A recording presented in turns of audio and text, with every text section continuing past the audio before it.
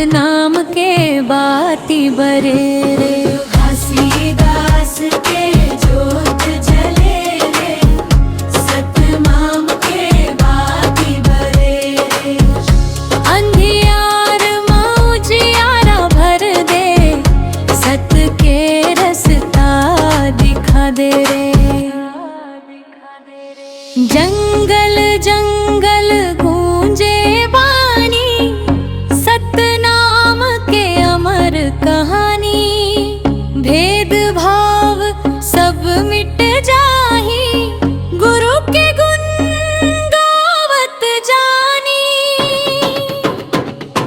ढोलक बाजे मंजीरा गूंजे, मन में भक्ति उमंग भरे रे।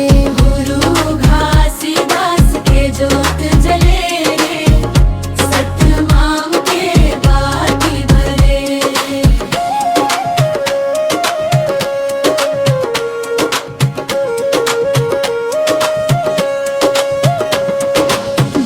विरोधपुरी धाम सुहावन, भक्तन के लागे पावन। जत गावे दरस करे बर, सबके हो जाति जीवन सावन। सतना